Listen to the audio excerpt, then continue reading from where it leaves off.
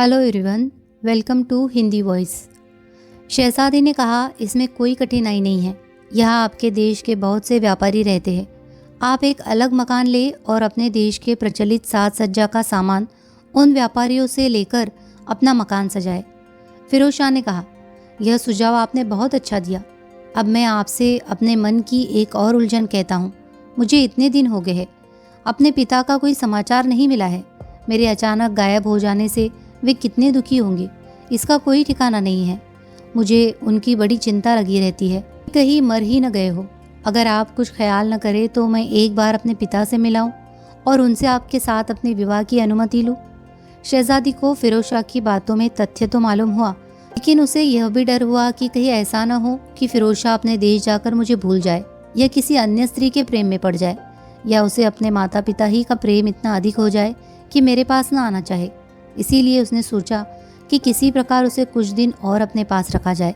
हो सकता है कि इसका मुझसे इतना प्रेम बढ़ जाए कि यहाँ से जाने को इसका मन ही न करे।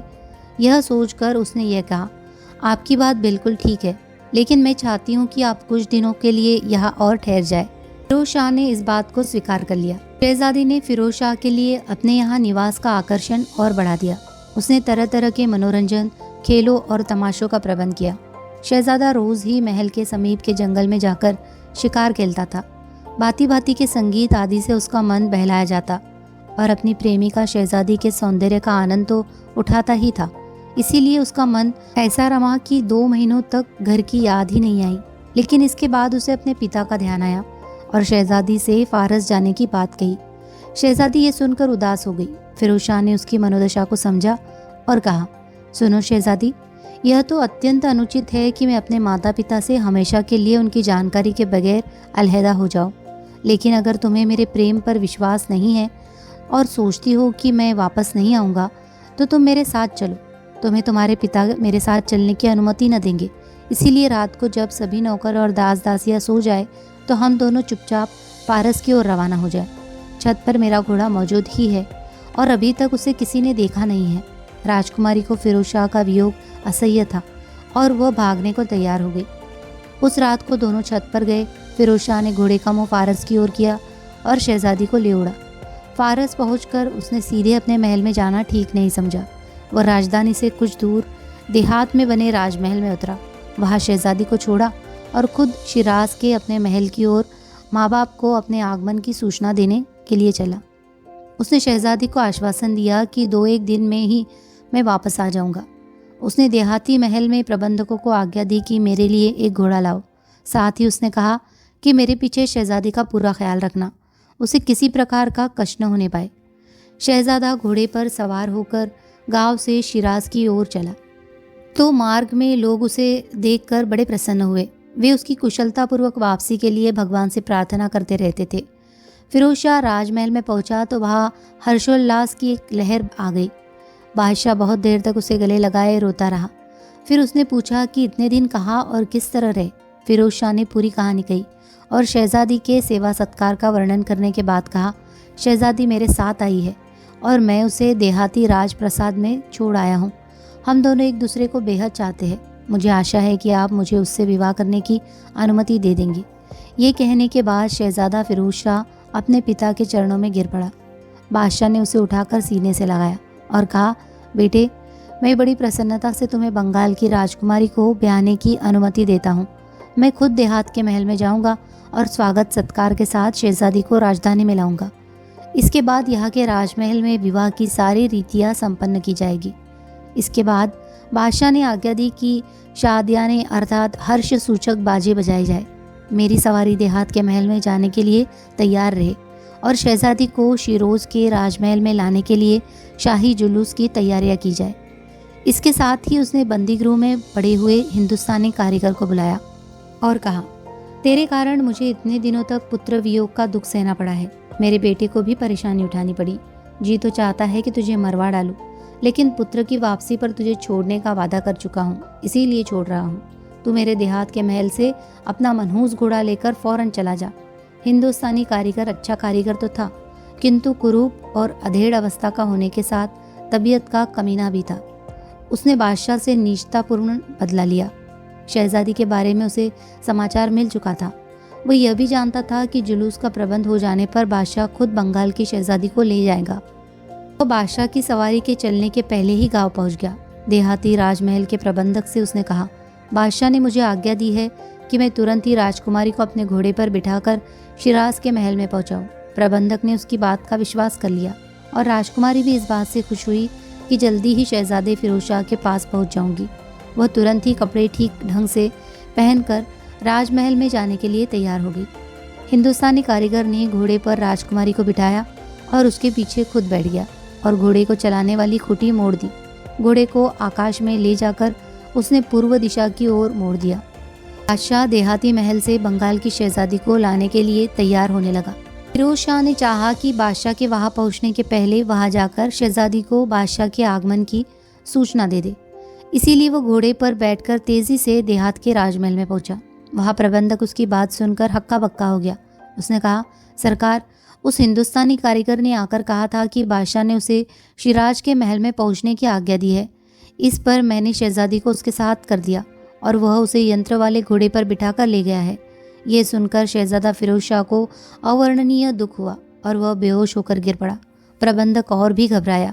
कुछ ही देर में बादशाह की सवारी भी आ गई। उसने प्रबंधक से सारा हाल सुना और बहुत खींचा, क्योंकि सारी प्रजा में मशहूर हो गया था कि बादशाह खुद शहजादी को जुलूस के साथ शिराज ले जाएगा। वह फिरोज शाह की बेहोशी की परवाह किए बगैर शिराज वापस चला गया।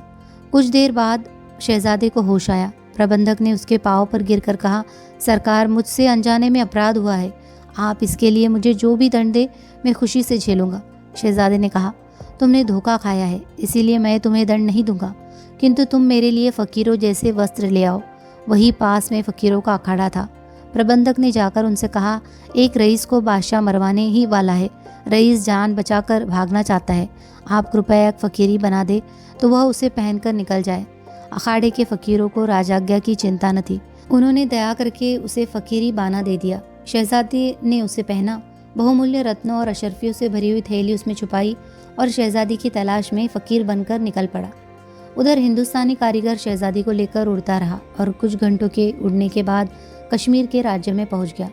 वह खुद भी भूखा था और उसे मालूम था कि शहजादी को भी भूख लग गई होगी, किंतु उसने शहर में उतरने के बजाय घने जंगल में घोड़े को उतारा। वहां पर घने पेड़ों के कारण शीतलता थी। एक और एक तालाब था जिसमें निर्मल जल भरा था। कारीगर ने शहजादी को घोड़े के पास छोड़ा और पास के एक गांव में जाकर कुछ खाने पीने की चीजें लेने के लिए चला गया। शहजादी स्वयं को उस कुरूप अधेड़ व्यक्ति के चंगुल में फंसा पाकर बहुत घबराई। उसकी इच्छा हुई कि भागकर उसे जान बचाए, किंतु न तो उसे रास्ता मालूम था और न पैदल चलने की आदत थी। वह भूख से निढाल भी हो रही थी। कुछ देर में कारीगर खाना लेकर आया। उसने खुद भी खाना खाया और शहजादी को भी खाने के लिए दिया। खा पीकर उसने शहजादी के साथ भोग की इच्छा प्रकट की। शहजादी ने घृणापूर्वक इनकार किया तो कारीगर ने उसे मारा पीटा और बलपूर्वक अपनी इच्छा पूरी करनी चाहिए। शहजादी बड़े जोर से रोने लगी। कारीगर को इसकी परवाह नहीं थी, इसीलिए वह जंगल में उतरा था। संयोग से कश्मीर का बादशाह शिकार खेलने के बाद उधर से होकर गुजर रहा था। उसने और उसके दलवालों ने स्त्री कंठ का आर्तनाद सुना तो उस तरफ आए। उन लोगों ने कारीगर से पूछा, तुम कौन हो? तुम्हारे साथ की स्त्री कौन है और क्यों रोए चली जा रही है? कारीगर ने बादशाह को न पहचाना। उसने कड़क कर कहा, ये मेरी पत्नी है। मेरे साथ ये हंसे या रोए, तुम लोगों को इससे क्या मतलब? शहजादी ने पूछने वाले के शाही रंग ढंग देखे और रोकर कहा, सरकार, आपको भगवान ने मेरी रक्षा के लिए भेजा है। मैं बंगाल की राजकुमारी हूँ। मेरा विवाह फारस के शहजादे से होने वाला था।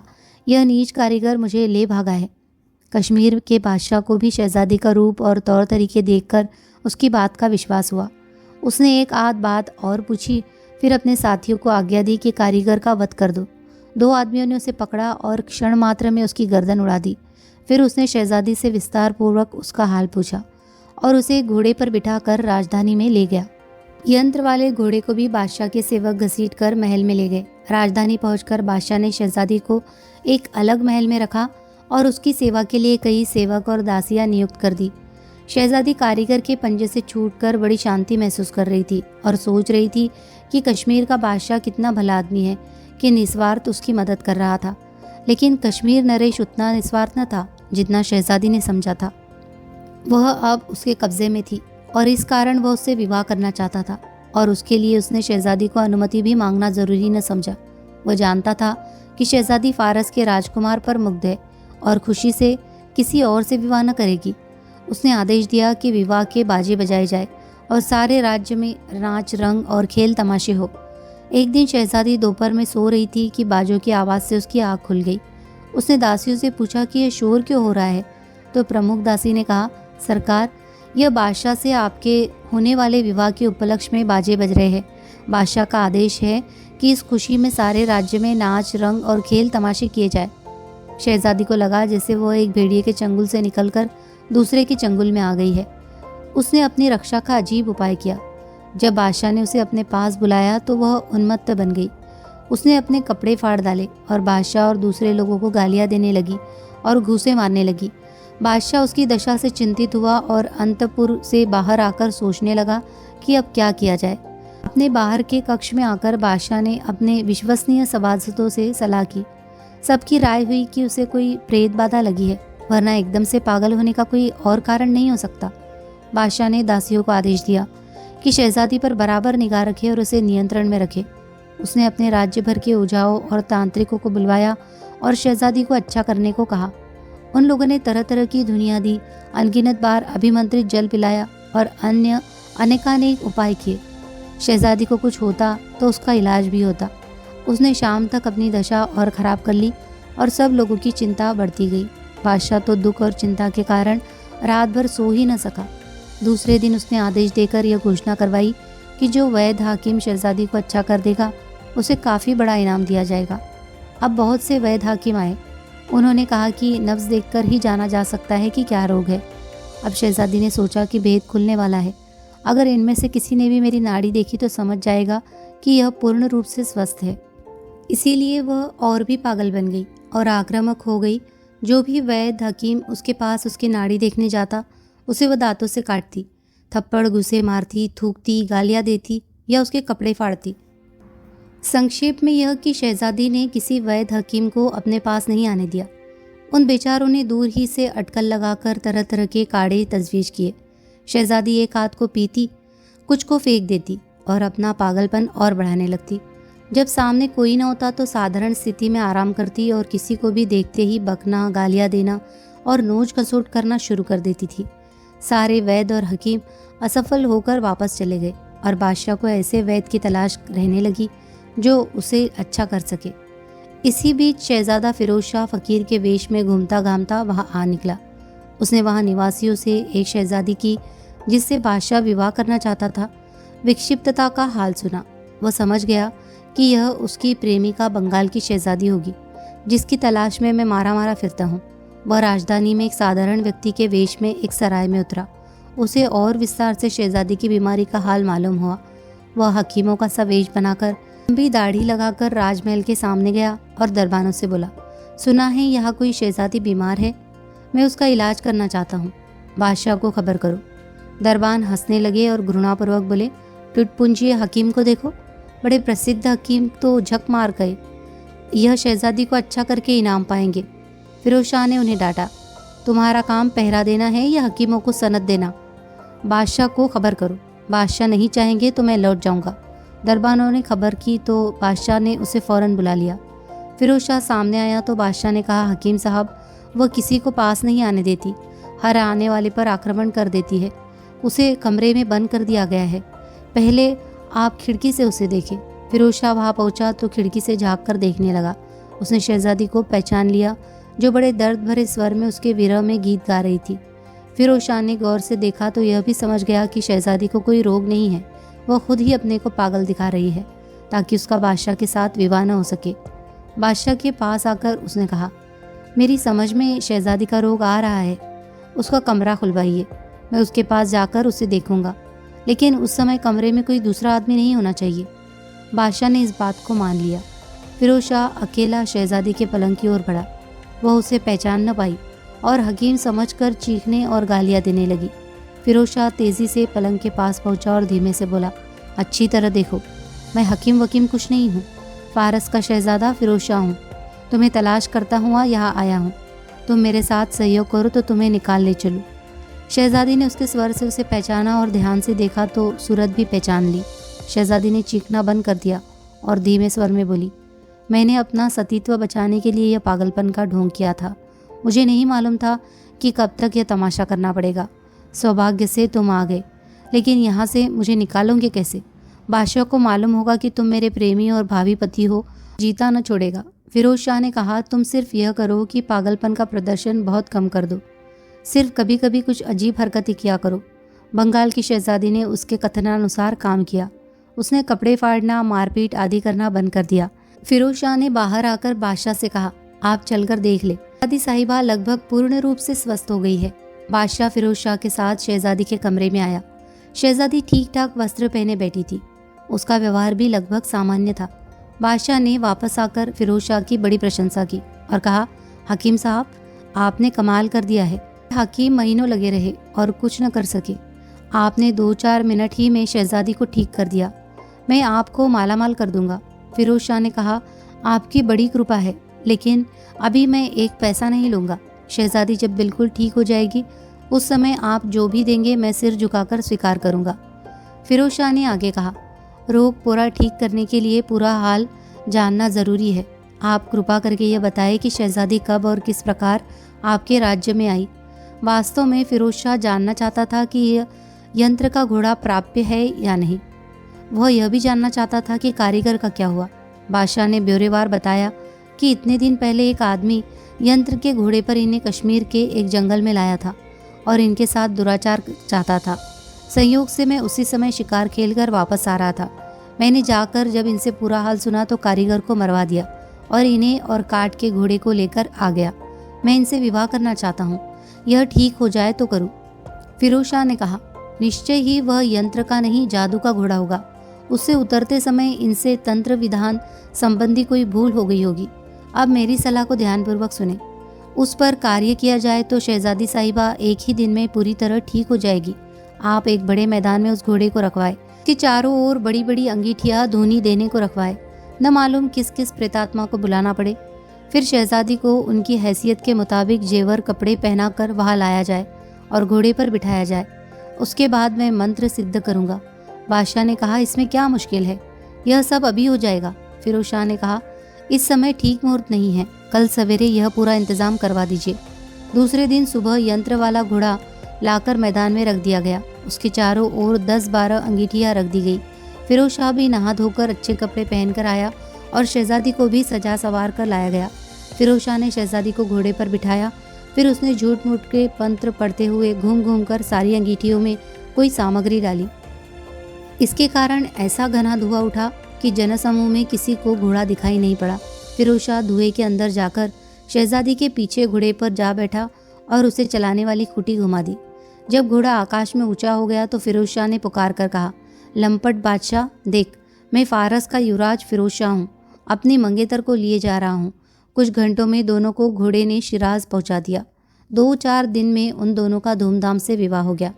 फारस के बादशाह ने बंगाल के बादशाह को संदेश भिजवाया कि आपकी पुत्री को मैंने अपने युवराज से ब्याह दिया है, आप यह संबंध स्वीकार करें।